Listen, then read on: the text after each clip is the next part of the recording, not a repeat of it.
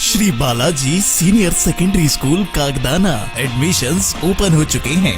Class pre nursery से class 12th तक के स्टूडेंट्स के लिए arts, commerce and science stream में excellent campus, CBSE affiliated, board परीक्षाओं में सर्वाधिक मेरिट देने वाला स्कूल, हर तीसरे विद्यार्थी के 90% से ऊपर मार्क्स और हर दूसरे विद्यार्थी के 80% से ऊपर मार्क्स। For admission contact.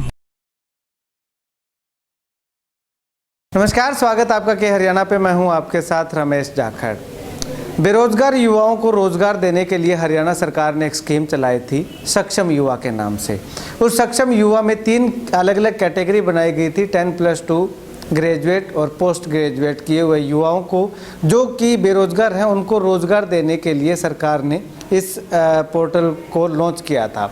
लेकिन इस पोर्टल के लॉन्च होने के बाद कितना फ़ायदा मिला, कितने युवाओं को जो है वो अभी रोजगार सिरसा जिला के अंदर मिला हुआ है और इस स्कीम का क्या कुछ फ़ायदा युवाओं को हो रहा है, वो तमाम सारी बातें जानेंगे। लेकिन उससे पहले मैं आपको बता दूं कि ये जो बेरोजगार जो भत्ता दिया जाता था इससे पहले बेरोजगार युवकों को, उसके साथ साथ जो है उनको एक काम दिया जाता है, सरकारी विभागों के अंदर काम करवाया जाता है और काम के बदले उनको जो है 6,000 रुपये अलग से दिए जाते हैं और 3,000 रुपये जो है वो भत्ता दिया जाता है पोस्ट ग्रेजुएट युवाओं को। अगर बात करूं ग्रेजुएशन की, तो ग्रेजुएट जो युवा युवतियां हैं उनको 1,500 रुपये और 10+2 के जो युवा युवतियां हैं उनको 900 रुपये भत्ते के रूप में दिया जाता है और 6,000 रुपये काम जिनको मिलेगा उनको दिए जा रहे हैं। चलिए, अभी मैं जो रोजगार कार्यालय में मौजूद हूं और यहाँ पे मेरे साथ असिस्टेंट एम्प्लॉयमेंट ऑफिसर विनय सिंधु जी मौजूद हैं, इनसे बातचीत करते हैं। विनय जी, सरकार ने एक स्कीम लॉन्च की थी सक्षम युवा के नाम से। अगर बात करें तो सिरसा जिला का क्या पूरा आंकड़ा है? ग्रेजुएट, पोस्ट ग्रेजुएट और 10+2 3 कैटेगरी इसमें बनाई गई हैं, तो तीनों कैटेगरी में कितने कितने युवाओं को जो है वो अभी रजिस्ट्रेशन हो चुका है? सिरसा में इस टाइम हमारे पास सक्षम युवा में 3 कैटेगरी में नाम दर्ज हैं। Post graduate category, graduate category और 10+2 कैटेगरी। पोस्ट ग्रेजुएट कैटेगरी में इस समय हमारे पास 1,858 लोगों के नाम दर्ज हैं। ग्रेजुएट कैटेगरी में 3,373 लोगों के और 10+2 कैटेगरी में 7,512 लोगों के, यानी कि कुल मिला के हमारे पास 12,743 नाम टोटल दर्ज हैं सक्षम स्कीम के तहत। इस स्कीम में काम के जो आपका काम के हिसाब से है, इनमें से 4,077 लोगों को अभी काम मिला हुआ है।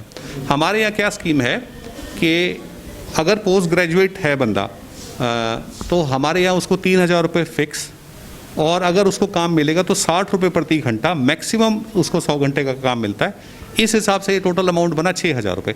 6,000 प्लस फिक्स पार्ट यानी कि 3,000 वो मिला के हमारा टोटल वो अमाउंट हो जाता है 9,000।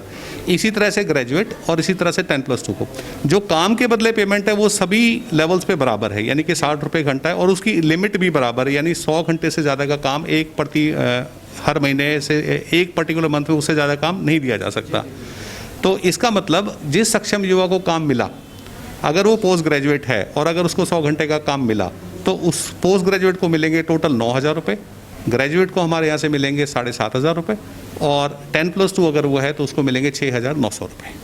जी, तो इसका अगर विनय जी अगर बात करें तो युवाओं में कितना जो उत्साह या कहें कि कितना बेनिफिट युवाओं में देखने को मिलता है? देखो, सक्षम स्कीम जब से लॉन्च हुई है बड़े पैमाने पर, ना केवल सिरसा में बल्कि अन्य सभी ज़िलों में बड़ा इसका भारी रिस्पांस आया है।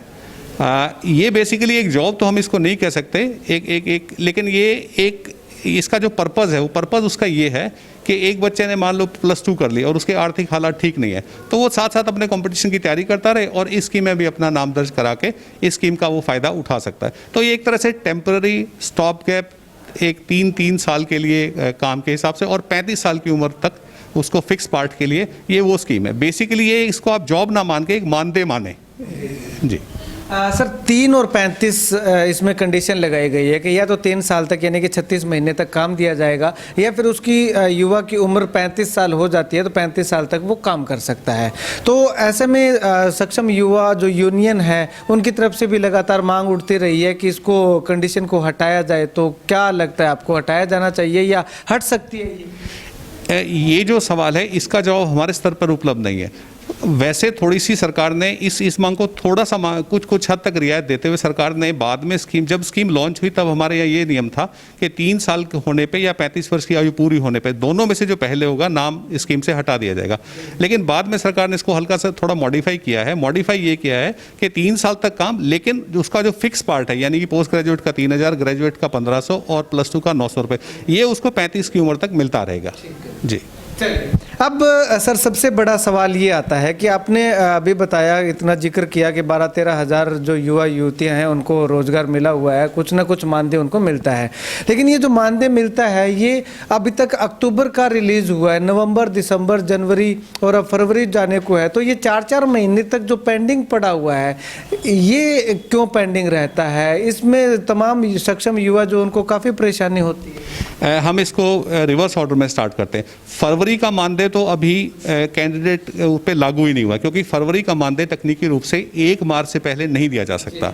अब रही बात जनवरी और उससे पिछले महीनों की, जनवरी और दिसंबर और नवंबर का, ठीक है, ये जो 3 महीने, इसमें फिलहाल हमारे पास बजट की कमी होने के कारण और हमने विस्तार से और समय समय पर मौखिक रूप से भी आगाह कराते हैं हेड ऑफिस को, और हमने विस्तार चिट्ठियां भी लिखी हुई हैं। जैसे ही हमारे को बजट आ जाएगा, मतलब मैं आपसे ये कहना चाहता हूँ कि हमारे स्तर पर 1 भी मिनट की देरी नहीं होगी। जिस दिन बजट आ जाएगा विद इन ए वीक हम इंश्योर करेंगे कि सभी कैंडिडेट्स के अकाउंट में जितना भी बकाया है पोर्टल के हिसाब से वो अमाउंट चला जाए।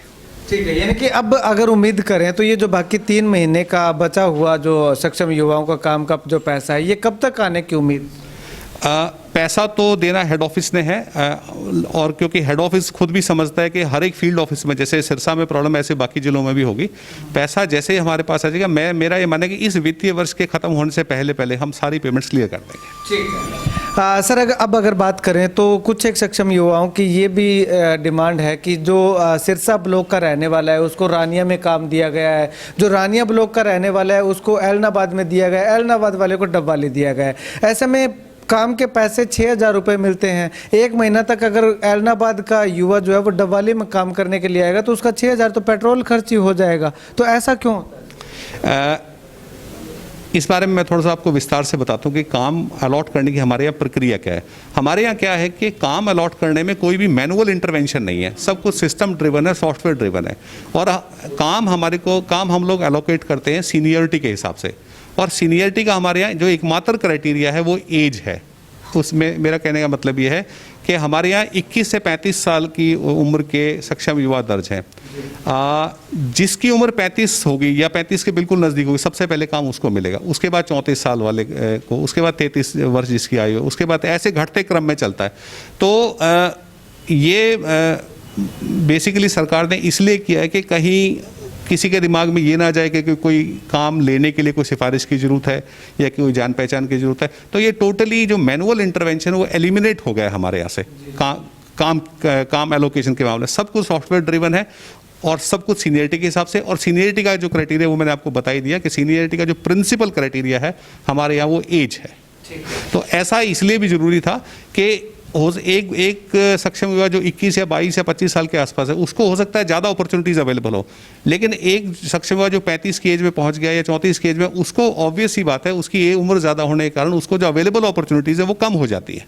तो ये भी सरकार के दिमाग में था जिस टाइम ये स्कीम ये किया गया। अभी आपने एज का जिक्र किया, तो एज का जिक्र जो आपने किया कि डब्वाली का युवा जो है वो एलनाबाद में जाकर के काम करेगा, तो वो युवा जो है सीनियरिटी लिस्ट में डब्वाली का युवा डब्वाली में नहीं आ सकता।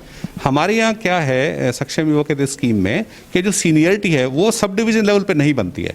हमारे यहाँ देखो सब डिवीज़न लेवल पे एक सक्षम युवा की एप्लीकेशन रिसीव होगी, सक्षम युवा की एप्लीकेशन अप्रूव होगी, उसके बाद महीने के एंड पे जो सीनियर हमारे पास लिस्ट आती है पूरे ऑटोमेटिक सॉफ्टवेयर से कि आज के दिन हमारे पास डब्वाली में कितने, पिछले 1 महीने में डब्वाली में कितने केसेस अप्रूव हुए, एलनाबाद में कितने हुए, कानावाली में कितने हुए और हमारे अपने ऑफिस में कितने हुए।